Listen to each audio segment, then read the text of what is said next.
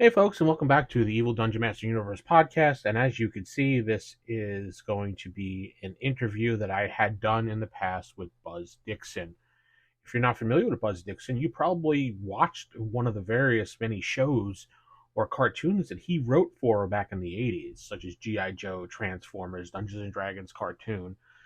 And this one really focuses on the Dungeons and Dragons cartoon G.I. Joe. So I had a chance to interview him a couple years ago. I wanted to move it over here to this podcast because it was a solo interview, and I wanted to save it for prosperity before the RFI podcast actually goes away. So enjoy the interview with Buzz Dixon. It's a longer episode today, but hopefully you'll enjoy it. And don't forget, ask the DM at theevildm.com and theevildm.com for the Evil Dungeon Master Universe podcast. Hope you have a great day and you had a great weekend. Thanks. Bye. Buzz Dixon. Buzz, how are you this evening? I am very well. Thank you very much, Vince. I appreciate you coming on the podcast after we've been reviewing the Dungeons & Dragons cartoon. Your name came up. I've heard you on many podcasts, and just getting to speak to you is amazing. You know, get that whole fanboy aspect out of the way on the air here, get the embarrassment done. I mean, you formulated all the cartoons that my childhood is based around the stuff that you wrote, I watched, and went, oh my God.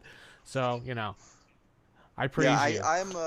I thank you very much. I mean, as I said, I think I got the better part of the deal because I ended up getting a career out of it, and it was all thanks to people enjoying my work. So I thank you guys, my fans, and the viewers. And as for the fanboy part of it, I met Jack Kirby working at Ruby Spears before I went over to work on the Dungeons and Dragons show. And we had been developing a show, Thundar the Barbarian, for Ruby Spears. And Steve Gerber, who was, the creator of Howard the Duck, but he had left comics and he was working in animation at that point. Steve said he knew an artist that he was going to bring in. Mm-hmm. And we had our first production meeting, all the writers and artists and whatnot, first production meeting on Thundar. And I came into the room a little early, and I saw John Dorman, who was the head of the storyboard department, talking to this older guy. And, John didn't introduce me to the other guy, and I just sat down and, we started chatting. And the old guy, I mean, he was just, you've heard the expression of twinkle in somebody's eye. This is the only person who I've ever met whose eyes literally twinkled. Oh, wow. And I mean, he was just bright. He was funny. He was on the ball. And, we struck it off really well. And as people started drifting into the room one by one, nobody made any introductions. Everybody assumed everybody knew everybody else. So we have the first production meeting. We start talking about Thundar. We start kicking ideas around. And the old guy was just incredible. He'd take an idea and he'd turn it this way and that. And he'd say, well, we could do this thing and that thing. And he would take a little idea and turn it into a big one. And I'm sitting there going, wow, this guy's really good. I'm looking forward to working with him, Yeah. And as I said, we were hitting it off really well. We were getting along with each other. It was clear we were going to enjoy working together. And after the meeting, he said, well, I'll go back to my studio and I'll draw up some of these concepts. And, we, the writers, were going to go off and start developing story ideas. And I went into Steve Gerber's office and I said, yeah, I'm really looking forward to working on Thundar. But tell me, who was the old guy in the room? Oh, God. And he said, that was Jack Kirby. And my reaction was like, I was just floored. I mean, that was Jack Kirby? And if I had known it was Jack Kirby, I mean, I would have not been able to function in the meeting at all. I would have just been there, just awestruck. But, like I tell people, I was friends with Jack Kirby before I knew he was Jack Kirby. Wow. Yeah, and you didn't even know it. Yeah. Wow. So, I asked the community a bunch of questions here, and we kind of went over them before the show, and you approved them, so we can go over these questions. But I think that, the first question that stands out in my mind is, how did you get attached to this project, and how did you meet Gary Gygax himself? Let's start the origin there. Well, it comes in from two different angles. Okay, we have the Flint Dilley angle and the Steve Gerber angle. And Flint and all of them, I met Steve first at Ruby Spears. I was working as a staff writer. Steve was brought in as a story editor. We hit it off really well. We became really good, close friends. A couple of years after that, Flint Dilley was added to the staff. He came on. Again, we struck it off well, became good friends. The three of us had, we called it the Vietnam War of dinner parties one night. We went out at like 6 o'clock to have dinner, and I will curtail the exact series of events, but it was like 4 a.m. when we finally got back in. So, we hung around, we were friends, we did stuff together. Anyway, Steve developed Thundar, co-developed Thundar for television. And after he left Ruby Spears, he was snatched up by the people that were doing Dungeons and Dragons. He went over there. He was the story editor. And he called me up because he knew, well, Buzz, you do this, action adventure stuff really well. You come over here and develop an idea for us, which Quest of the Skeleton Warrior was the script I did for them.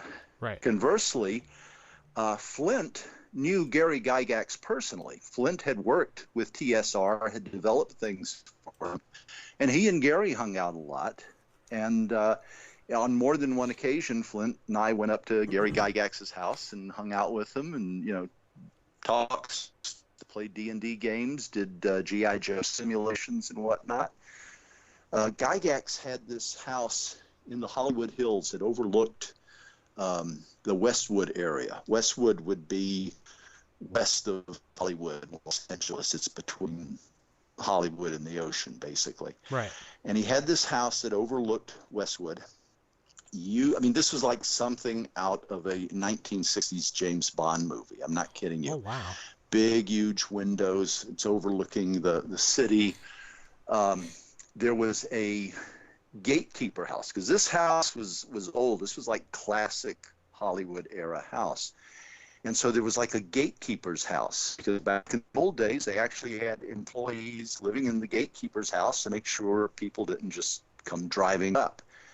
And the gatekeeper's house had been turned into this elaborate D&D play area. They had this huge sand table. And when I say huge, you could not reach across it. Oh, wow.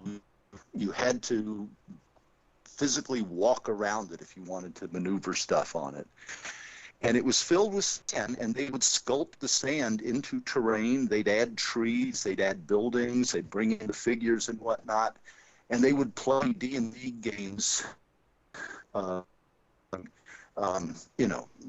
on end. Yeah. And it was just, it is what people do now on a much smaller scale. The printed 3D, what do you call them? Tile maps? Sets, tiles, that's it, Yeah. tiles, the printed 3D tiles and the walls and stuff like that. Gygax had this stuff much bigger, much more elaborate, and much larger. And he was a nice guy. He was, it was always, fun to be, up there and talk with people. And he had a constantly, it was kind of like the Playboy Mansion, only instead of bunnies, it was all gamers, guys coming in and out, and people that were developing games and developing new concepts and stuff like this. And, I remember going up there one time, and I will not mention the lawyer's name because I don't want anybody to come after me, but I go up there one time, and there's like one of the most high-powered lawyers in Hollywood just swimming in Gary's pool. He just came up and was hanging out for the afternoon, and here he is enjoying, a dip in Gary's pool. So, you can literally bump into anybody up there. Wow. He had in the kitchen, this literally professional-sized kitchen. He had a full-time staff on there.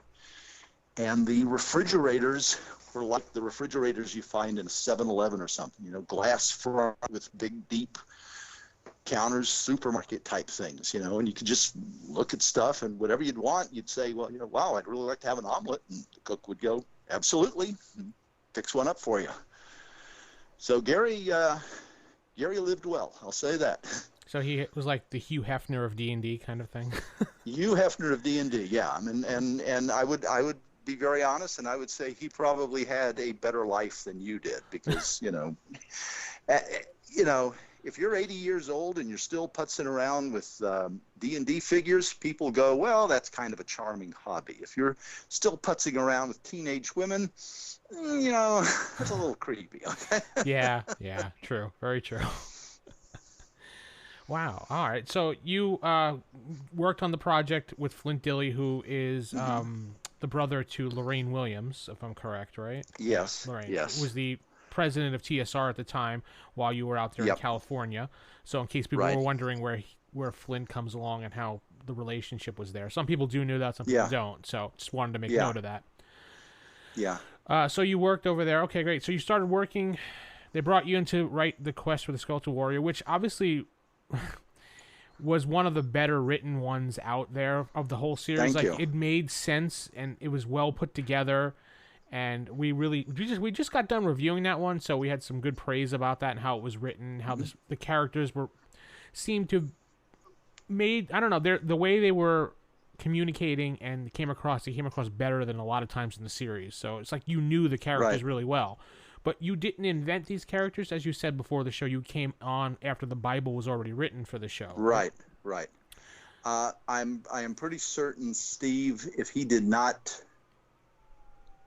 do all the development, did the lion's share of the development, I'm sure he crafted the final, approach of the characters and how they were handled.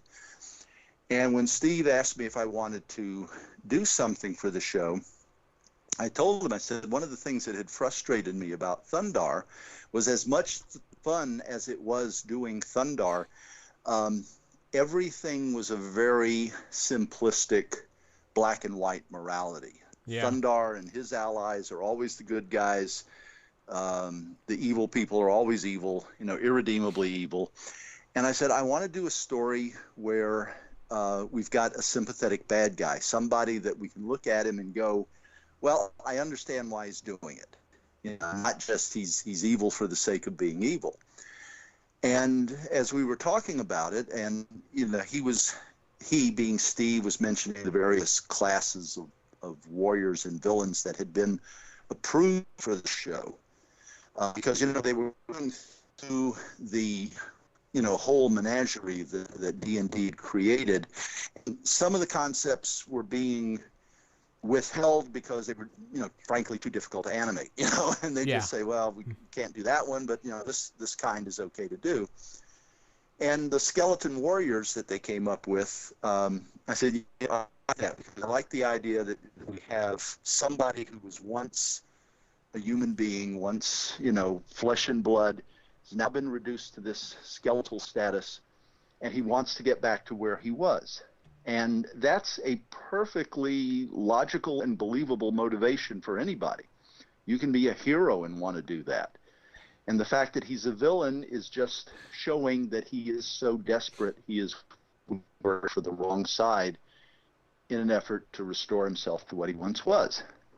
Steve liked that, and as we started working more into the show, I realized we were limited in the kind of threat that we could present to the kids in the show, because you can't, at that time in Saturday morning television, you could not threaten anybody, much less a child, with serious bodily harm. Right. But it dawned on me. I said, well, what we can do is we can find what every kid is afraid of, every kid in the series is afraid of, and we can emphasize that. We can show them being made afraid of that thing. And then that way the kids will understand it. They'll grasp, even if we can't threaten them with life and death, they'll grasp, oh, well, yeah, I don't want anybody to treat me like a little baby. I would hate, if everybody thought I was a little baby, or conversely, I don't want to get old. I don't want to get wrinkly and arthritic and things like this. And I approached every character. I thought, well, what is their defining characteristic? What's their defining trait? What's their weakness? And then that would be what I would focus on. That's what Dekion and I'm trying to remember the name of the chief bad guy now. Avenger? Drawing a blank. Sorry. Did you Yeah. mean? Okay. That's what they would be trying to capitalize on. That's what they would be trying to exploit. And so once that came along, then the rest of it was fairly easy to write. You do your setup, you put your characters in, you have them strong.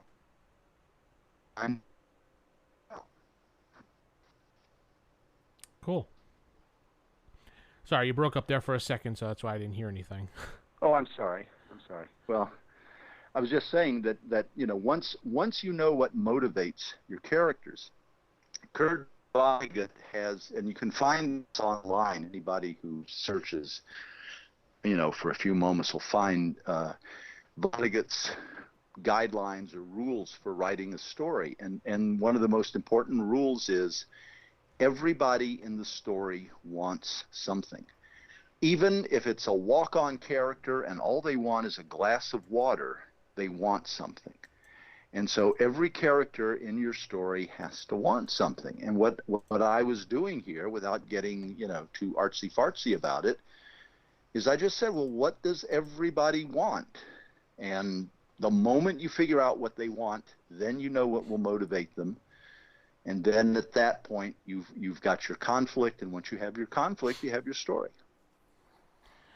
I noticed on that episode with Hank melting, how did you get that one past the Saturday morning censors? Because that was pretty, I don't know, I thought that was kind of graphic for a little kid. I remember seeing that, and I was like, holy crap. But, I mean, we were allowed certain magical perils that could not happen in real life. Right. For example, going back to Thundar, Thundar has this sun sword, and he could not chop a person with it. No. Because, a kid can conceivably find a knife in, the kitchen drawer and whack off, brother's ear with it or something like that. But he could take the sun sword and he could defeat a clay monster with it. Because the clay monster is clearly, there are no clay monsters and it's not alive, it's just a lump of mud. Okay, fine. And that was the rationale that the networks had at the time. As long as it was not, quote, imitatable violence, unquote, you could do it. So if I were to take Hank, if somebody were to grab Hank by the throat and start choking him, no, you can't do that. A little kid could run out and choke somebody. You zap him with a magic spell that starts him to melt. Well, most kids don't have access to magic spells, so, it's okay. You can do that. Yeah, they'll just go, oh, I'm melting, and fall to the ground or something. Yeah. Something harmless like that, Yeah. All right, because we were wondering that as we were reviewing, like, wow, I wonder how they got that past, and that explains that. It's weird because the weirder and more complicated the thing was, the more graphic you could depict something. You could say, oh, well, he's going to turn Thundar inside out and have little blue flowers popping out all over him. Yeah, okay, fine, do that, Well, geez, it's rather gruesome looking. Yeah, but the kids can't do it, so go ahead. So whenever you wrote these things, you had to approach it from the fact of how would a kid look at this, and could a kid actually mimic this, and would he mimic it? So that's when you wrote things, you had to think that way, is what you're saying. We had to think. It was actually one step more than that. Oh. We had to say, what does the network think a kid will think? And do that. Yeah. Because we had, we're doing this stuff and we're going, we were kids, we were 6-year-olds, we were 8-year-olds. We know that this isn't real. We know it's all make-believe. Yeah. But, the networks assumed that the kids assumed everything was literally true. Everything would literally happen. So you'd have to look at something and go, well, all right, if I want somebody to threaten them with this, the network would say, well, that's too imitatable, so I have to come up with something that the network would say, okay. Let me give you an idea of just how silly this got, okay? We developed a show, never got animated, never got into the production phase, but we developed a show, Steve Gerber, myself, Marty Pasco, and Jack Kirby, among others. Oh, wow. Okay. Called Roxy's Raiders. and it was basically a ripoff of Raiders of the Lost Ark.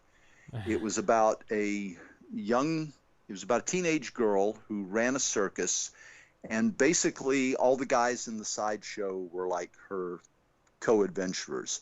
So if you could imagine Lara Croft with Doc Savage's crew, only Doc Savage's crew was made up of, that's what Roxy's Rangers was all about. Okay, so that gives you an idea of what we were going for.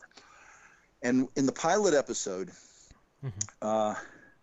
Roxy and one of the other characters are tied to stakes in a chamber that is waist deep in water. Okay? Okay. And the bad guy opens up a grating, and two large moray eels swim out and start swimming towards them. And, you know, standard old movie serial type stuff, okay? All right. The network came back and said, you can't do that. You have to have a big rock between Roxy and the eels. And it's got to be big enough that the eels don't see Roxy when they come out. Because if the guy releases the eels and they can see Roxy, then he's trying to hurt Roxy. But if he releases the eels and the eels first have to swim around the rock in order to see Roxy, then he's not deliberately releasing them to attack Roxy. And I forget exactly what our reactions were, but it was all on the lines of, you have got to be blanking kidding me. That's absolutely silly. I mean, come on. But yeah. Yeah, I mean, it's like, this is the most ridiculous thing, you know, that we've heard this week. I didn't say ever. I mean, just that week. But just the week. I mean, that was the type of thinking that people did at that time. And, you know, you had to anticipate what the network objections would be and what they would accept and what they wouldn't accept. So was it true that a lot of things that you had written where you tried to write things in really like extreme to get the things that you wanted to go in, so they would bypass? They say, "Hey, take that out. Oh, this isn't so bad compared to that," type deal. It happened. It varied. You know, it varied from show to show. Right. The first year that we had Thundar the Barbarian out, it was a big hit. Yeah. And we were renewed, but a lot of people noticed just how violent it was. But it was all magic violent, you know, sci-fi violence. It wasn't violence. And the network indicated, well, we're gonna trim it down for the next season. And Joe Ruby, our producer, said, well, geez, you know, they were already breathing down our necks in the first season. They're going to trim it down even more. What are we going to do? And I said, what we have to do is write the single most violent script we can possibly come up with and send it to them. And then when they cut it down, they will still leave in enough stuff that in the future, if we want to do something, we can always point back to the censored version and say, well, hey, you let us do it in the pilot. Oh, so, yeah. Joe said, who's gonna write the season opener then? And every eye in the room turned towards me. So I wrote this episode called Wizard War, and I pulled out all the stops. I was dropping robots into big ducted fan blades, and they were being sliced to ribbons, parts splattered all over the place. I mean, I just went completely crazy. It was all sci-fi fantasy violence, never hurting a living thing, but I pulled all the stops out. And I mean, Joe read it and turned green and said, my God, we can't send this to them. And he trimmed it and he sent it to the network, and the network screamed and went through it and marked it out, and then sent it back. But even their censored version still had a lot of action and adventure in it. And we were able to keep the level of the show, you know, as high for the second season.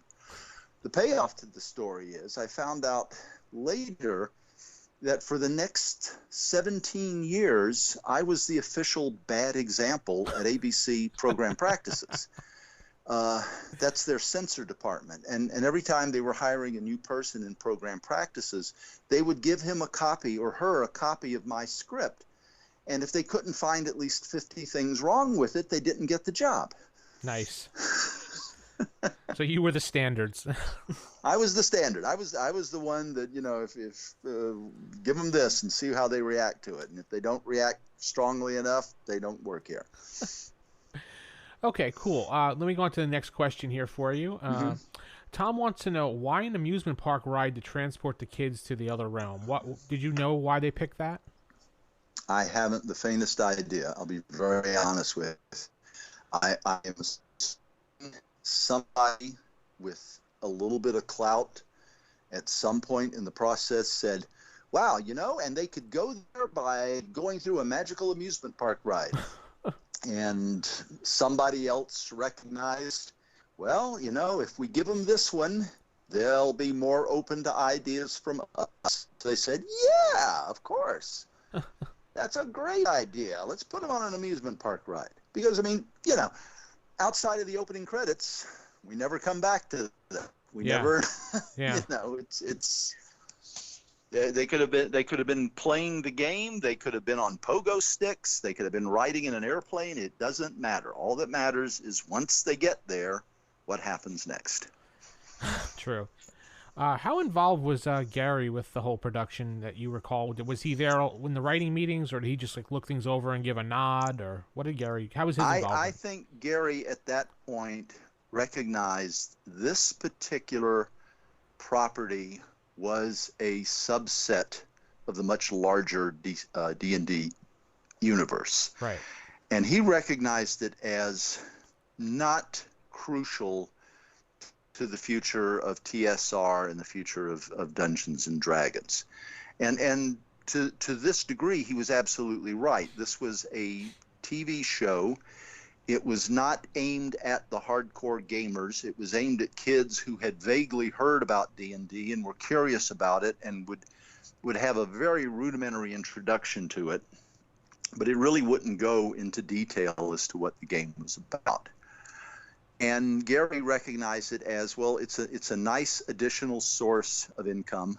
We can promote some of our class types, character types, some of the creatures and the types of adventure we have, but we don't have to get so tied up in it that it restricts anything we do anywhere else.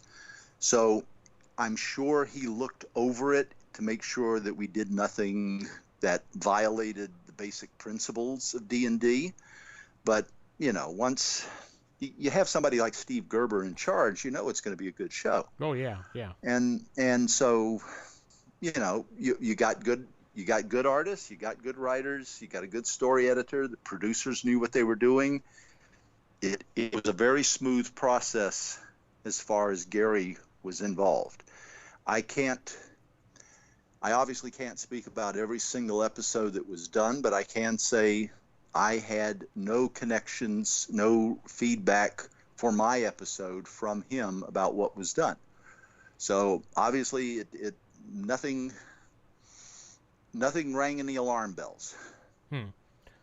During this time frame when you were writing this D&D cartoon, were you working on G.I. Joe at the time, or were you unattached from that? No, this was a step between Ruby Spears and G.I. Joe. Right, okay. And with G.I. Joe, I also came in thanks to Steve Gerber.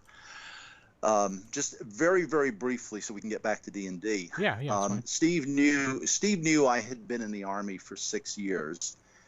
The first 2 G.I. Joe miniseries written by Ron Friedman. Ron did a great job. He's really good with character, with dialogue. Not so good with military parlance, military organization, and pretty fanciful when it came to, how weapons are used. I mean, if you remember in the first G.I. Joe serial, he's got jets swooping down to slice tanks in half with their wingtips. Yeah. It doesn't quite work that way. Nope. But, Steve recognized that I had some knowledge, military knowledge, having been in the Army for 6 years. He asked me to take a look at a couple of the scripts he was working on. I basically corrected a few of the obvious errors, like, sergeants barking orders at colonels and, wrong use of military nomenclature and stuff like that. And I also gave him some pointers on how military units were organized and run. And Steve contacted Hasbro and said, look, Buzz is really knowledgeable in this area. He'll help me make the show look more realistic. And they said, yeah, bring him on. They gave me a tryout script. Haul Down the Heavens was the first one I did for him. And as soon as I turned Haul Down the Heavens in, they offered me a staff position. And then by the end of the first season, I was an assistant story editor, and I was the story editor of the second season. Okay, cool. So another question we have is, what character did you want to see developed a little bit more on the D&D cartoon, or maybe spend more time with on the show? I mean, out of all of them.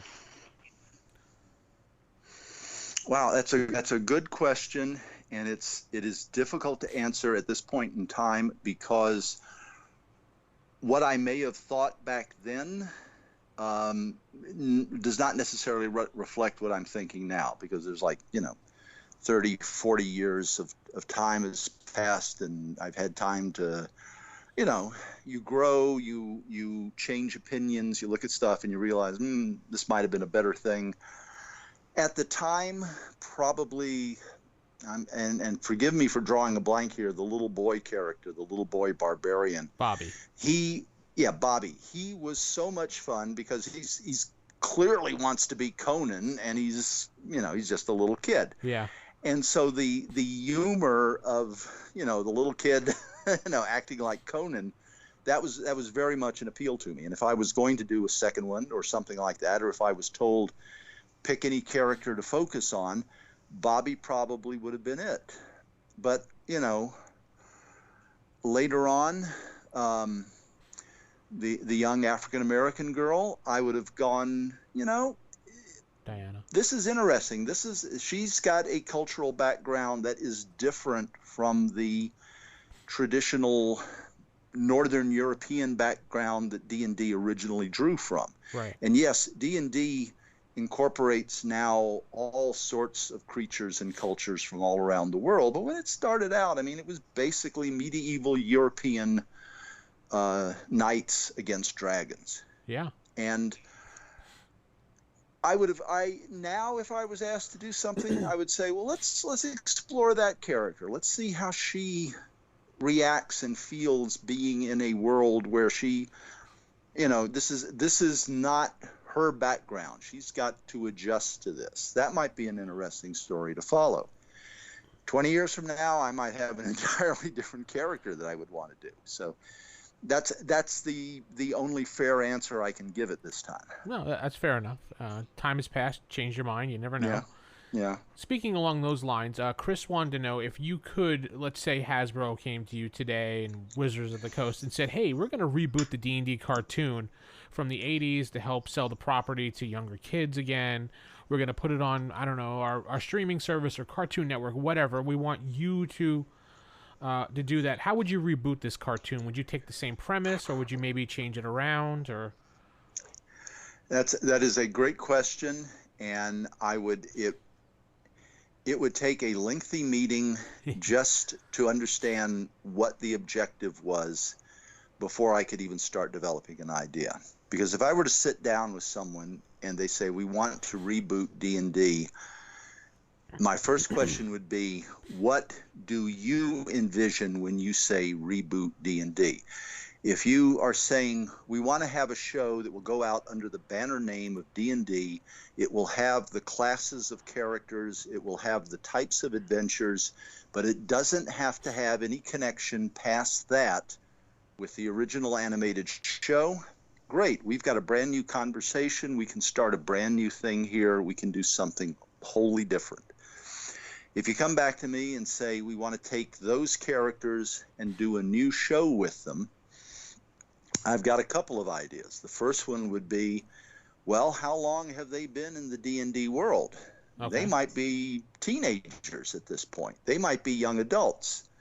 They might be kind of working to the point in their lives where they're starting to realize we may never go home. This may be home, you know. One of them may find somebody in the D&D world that can't, for whatever reason, can't leave the D&D world, and they now have to make a choice between coming back or staying there. And, you know, that's a different story. That's a young adult story. That's not a little kid story. No. On the other hand, if you came to me and said, you know, we want to do something that younger kids, 8 to 10 years old, can easily grasp, jump on, and have tons of fun with, okay, fine, we can go and do that. But then we have to do that in the context of what those kids know about shows like Pokemon, Dragon Ball Z, stuff like that, because you've had, since D&D, this incredibly rich history of fantasy world characters for all ages. I mean, you've had really grim stuff for older kids. You've had this really lighthearted stuff for young kids. You've had stuff all the way in the middle. It's not the same environment. We're not entering the same river, so to speak, that we entered back in the 80s. So I would have to have, you know, if somebody came to me and said, we want you involved and we want you to do it, I would first want to know, what is it exactly that you're wanting to do here? And then from that point we can work, you know, towards that goal. But we have to first decide what the goal is. Okay. So another person had asked, he wanted to know why Uni, why the unicorn character Uni, why was it involved? Why? Most people hated that character, including myself. So my guess is at some point in the proceedings, possibly at the same time the amusement park was suggested, somebody at the network said, oh, wow, and they could have like a cute little unicorn pony following them around. Yeah, okay, sure. We'll be happy to include a cute little unicorn pony, because the cute little unicorn pony doesn't undermine the show. It doesn't keep the show from being Dungeons and Dragons. It may be, for some people, a little irritating, but for other people, it's like, oh, that's the most darling thing in the world.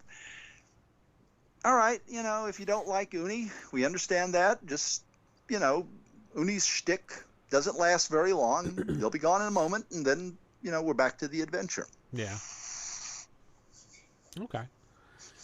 I mean, it's like watching, you know, a sitcom that has like 30 people in the cast, and everybody has to come in at least once an episode and say their catchphrase and then leave. Right. And you're going, you know, oh, Uncle Dingleberry. All right, hurry up, Uncle Dingleberry. Say your catchphrase. Great, thank you. Get out of here. Okay, now I can enjoy the rest of the show. It's like that, you know. Yeah, true. Okay.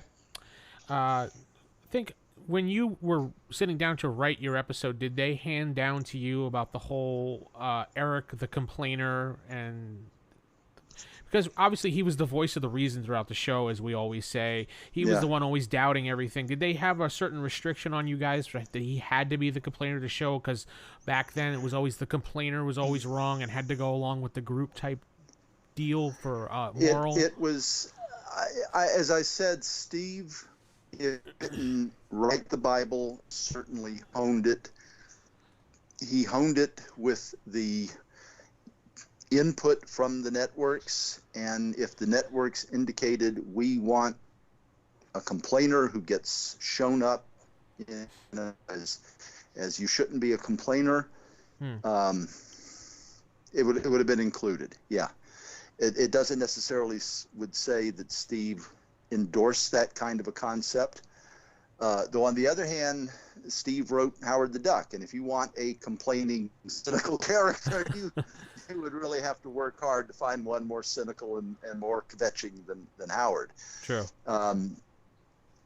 There were certain tropes that the networks believed had to be in there, and everybody's on the same team and everybody shares the exact same goals and the exact same motives.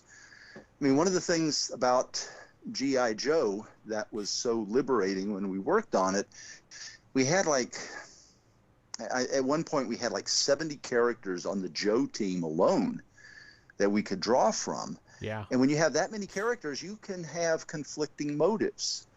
I mean, Shipwreck, Gung Ho, and Lifeline might all be on the same mission, but they all have different motives why they're on it. They all have different things that's driving them. And it made the show G.I. Joe more interesting because it wasn't lockstep. It was more of the real give and take that people have in real life. Cool. Alrighty. One question here. Someone wanted to know, and you may not know the answer to this, but who does hold the rights to the Inhumanoids? Reason why this does come up is because IDW, the comic book company publisher, attempted to do a shared universe with all the Hasbro properties, which they have been doing in the past with Transformers and G.I. Joe and Mask, and they were going to do Inhumanoids, but they suddenly dropped Inhumanoids out of nowhere because apparently Hasbro did not own the rights to Inhumanoids. Do you know who may own those rights? Short answer is no, I don't know for certain who owns the rights. Slightly longer answer would be, I would presume Hasbro owns or has claim to the underlying rights to the characters, but it's entirely possible at some point they sold off the comic book rights to somebody else, and then they lost track of who had those rights. And this is the shocking thing. This happens a lot more than people realize. But there are any number of properties out there that you say, well, why aren't they making a movie about this? Well, why aren't they making a movie about that? And it turns out there's like 3 or 4 competing claims as to who has the rights to make the movie. I mean, let me give you the classic example of this. Okay. The James Bond movie Thunderball. Mm-hmm. Okay, in the 1950s, this agent, gosh, I'm drawing a blank now. I'll remember his name in a moment. But anyway, this agent approached Ian Fleming and said, why don't we write a brand new James Bond adventure just for the screen, just an original James Bond screenplay. And so they hired a screenwriter, a guy named Jack Whittingham, and the 3 of them sat down and they brainstormed a bunch of ideas, and they finally came up with the basic concept of Thunderball. Whittingham wrote the spine of the screenplay, basically. Fleming contributed ideas. He refined the dialogue and stuff like that. And then they tried to sell it. It was going to be called James Bond of the Secret Service. And they got nowhere with it. Nobody was interested in James Bond at that time. Okay, so they forget all about James Bond. That project dies. In fact, I'm going to pull down Thunderball. You're lucky. I just happen to have my original paperback of Thunderball here. Wow. And yeah, let me look in the title page here. But anyway, they forgot all about it. And then Fleming sold the rights to the James Bond novels. Well, no, excuse me. I'm missing a step here. Fleming, after all this work, decided he didn't want to waste all the effort that he had put into this. So I've got a really old paperback, and I'll tell you why in a moment. He decided he would just turn it into a novel. So he turned everything they had done into a novel, including all the brainstorming sessions about the different schemes that, Bond could be fighting. They had come up with like about 6 different basic ideas. And so there's a chapter in Thunderball where Fleming describes Blofeld's past history. And to flesh it out, he just included all of the ideas that they had brainstormed as previous things that Blofeld had done. So he sells the novel Thunderball, to his publisher. It gets printed, and he's almost immediately sued by not just Whittingham, but also the producer. I'm going to get you this name here now. Anyway, so he sells it to Broccoli and Saltzman, the original Bond producers, and they incorporate Blofeld from the very beginning in into the Bond series. They incorporate Spectre and Blofeld into the Bond series from the very beginning, even in stories that Blofeld wasn't originally involved in. And then the agent shows up and says, wait a minute, you can't do that. I own this. And sure enough, he had a piece of paper that had the Kevin McClory, that was his name. That was the agent's name, Kevin McClory. Okay? Right. So McClory shows up and says, I've got a contract that gives me the rights to shop James Bond to the Secret Service around. And all of these ideas that you're turning into other stories, those are my ideas because they were all generated when I was, putting the project together. So there's a lawsuit about this, and the upshot is they settle with McClory, and they say, okay, you will be the producer of record on the movie Thunderball. You're going to get a nice big hunk of money for doing so, even though you're never going to show up on the set, but you're going to get a big hunk of money for doing so. And you will be credited as coming up with the basic idea and so forth and so on. And then we never want to hear from you again. And McClory said, that's fine. So when you see the original Thunderball, Broccoli and Saltzman are the executive producers. McClory is the actual credited producer, even though he was never on the set. Jump ahead several years. Connery is pissed off at Broccoli and Saltzman, quits the Bond series, and McClory shows up and says, I have the right to remake Thunderball as many times as I want, the novel. I want to remake it, and we'll do a brand new one called Warhead, and we'll put you in it, and we'll put Orson Welles as Blofeld. And so they get this project started. And then Broccoli and Saltzman sue them to stop it, and that scares away the initial round of investors. But then by the time they finally hash this back and forth, it is established, yes, McClory has the absolute right to remake the novel Thunderball as many times as he wants, and the novel Thunderball has 6 other plots in it describing what Blofeld has done. So he had the ability to make 6 different James Bond movies. And so he brings Connery back, and they do Never Say Never Again, which is, if you've seen it, it's Thunderball.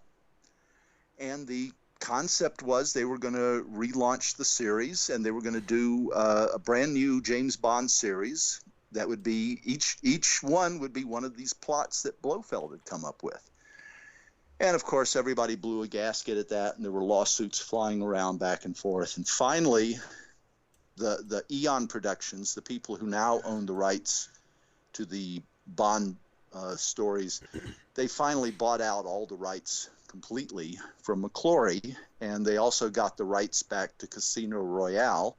And so now they have a complete lock on. But you can see there was a period of time where it would have been possible for somebody to have an alternate James Bond series, and it would have been a completely legitimate James Bond series because the rights had been so improperly tracked. I'm guessing something like that has happened regarding Inhumanoids, that somebody has lost track of who controls what rights, and they're basically saying, we're not going to see enough money to make it worthwhile to have to answer a lawsuit. Right. So just don't do it. And that's my guess as to what has happened there. Okay. Well, yeah, that's probably what happened, and that's why they just cut it out. It was just dropped out of nowhere. We were all like, okay. Well, it happens.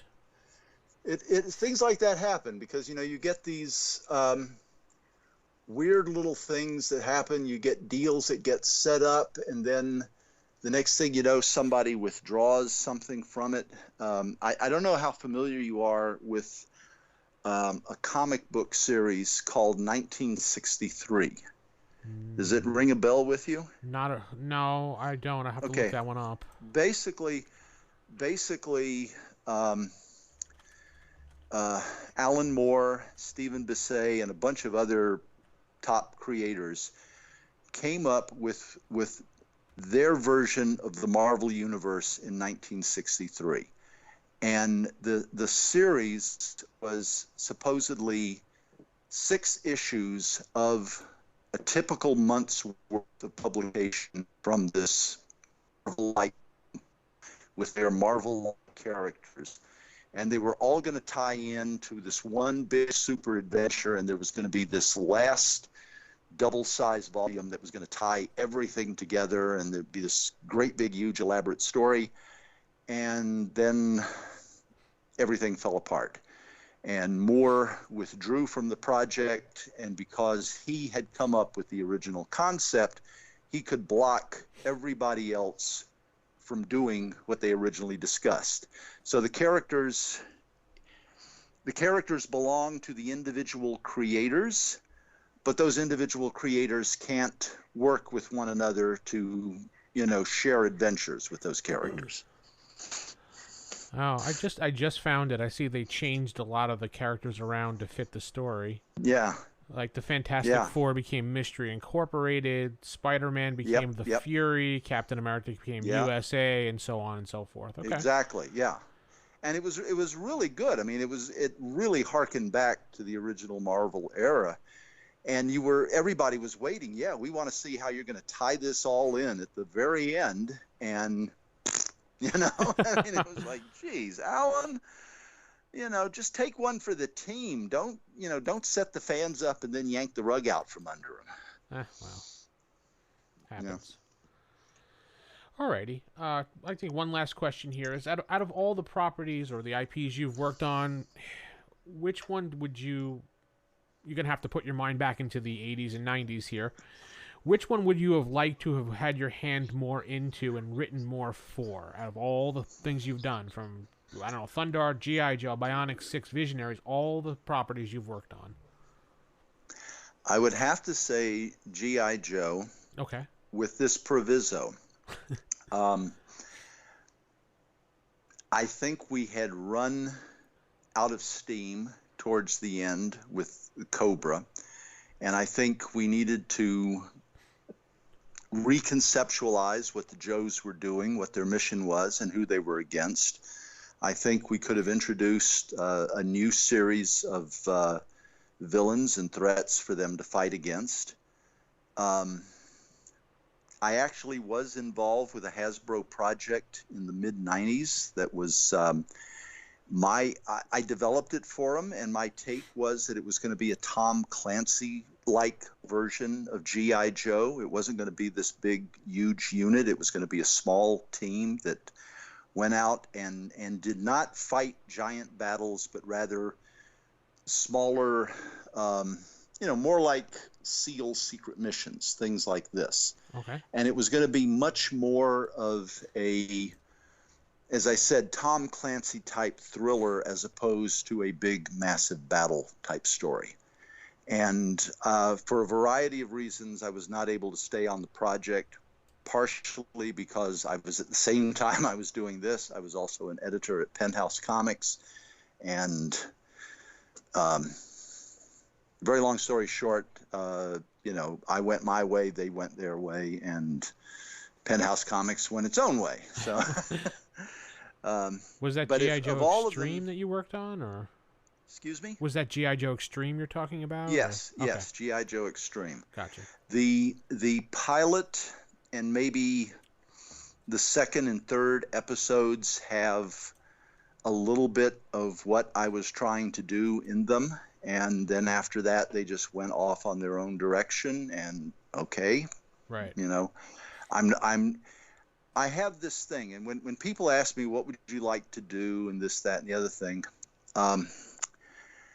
I have learned when I'm done with a project, I put it down and I walk away from it. And people will ask me, well, what do you think about what they've done with Transformers. And I can honestly say I've made no effort to watch Transformers after our show.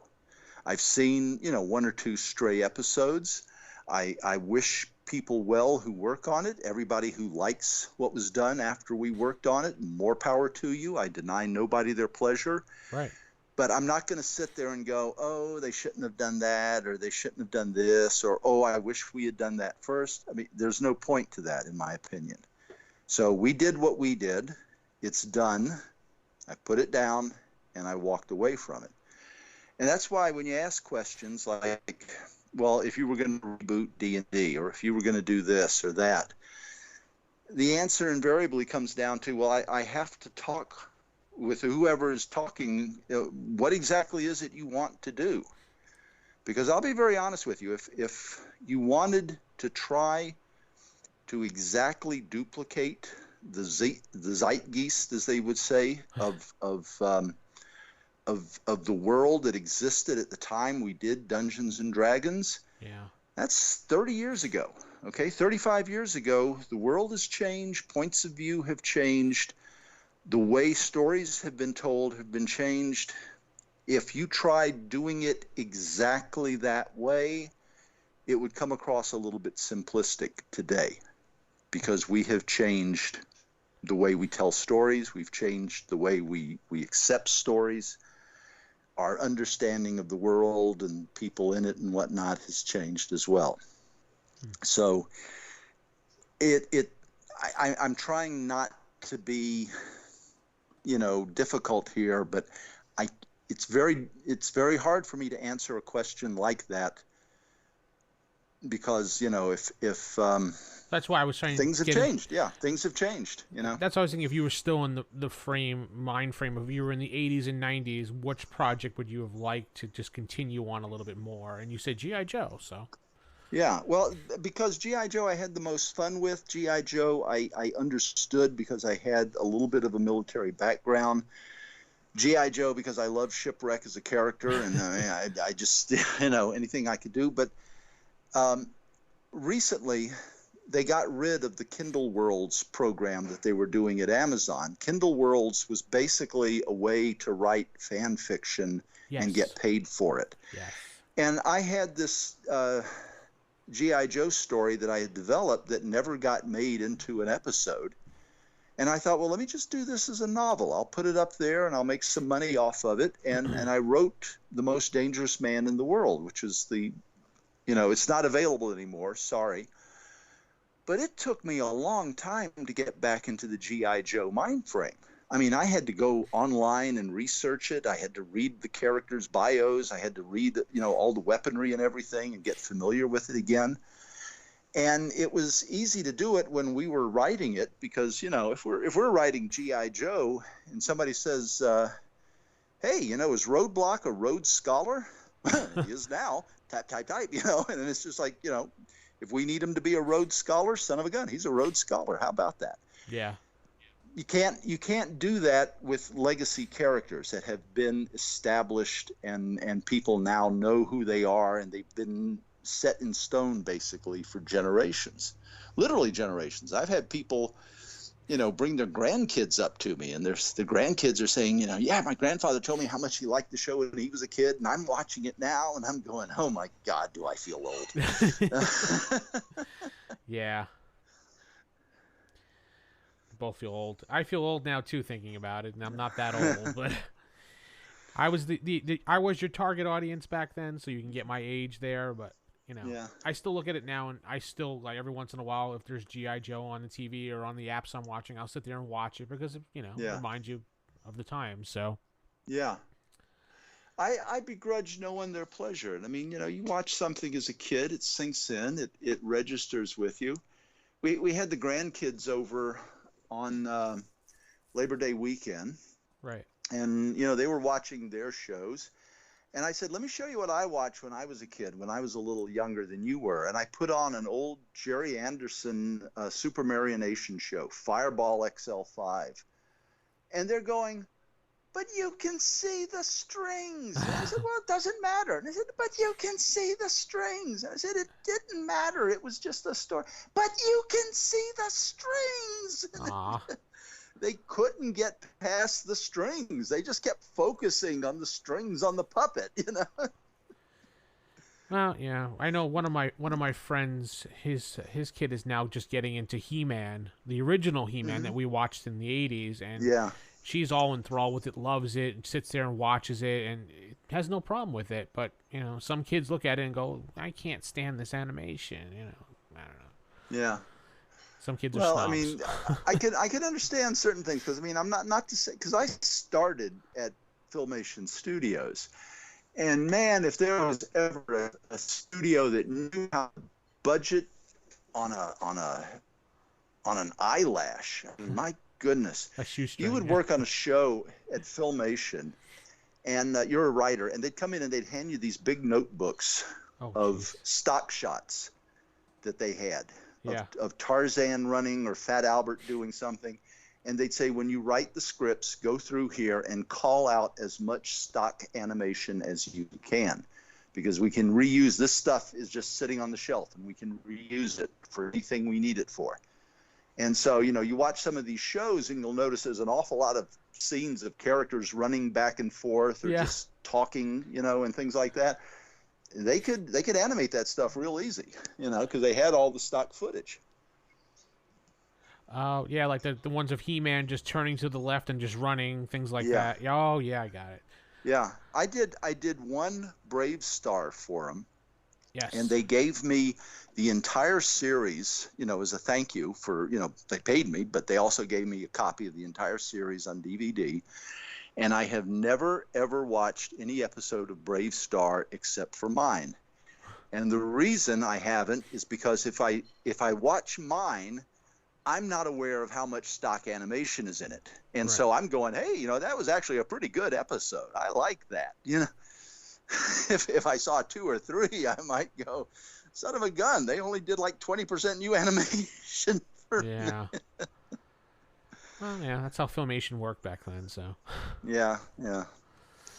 All right. Is there any, to wrap this up, because I know you got to get going, is there anything you're working on right now you can tell us about, or any projects you have coming out? I'm working on tons of stuff. I have a novel, young adult novel completed called Poor Banished Children of Eve that will be out very soon, I promise you. I mean, the book is actually finished. It's just the technical setup part now.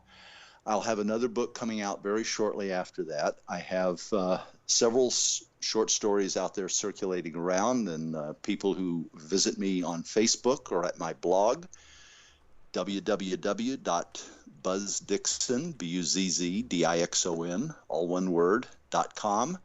I will be touting this stuff. In fact, I've got a book signing. If you're in the Santa Clarita area on September 8th, show up at the open bookstore, and I've got a book signing going on. So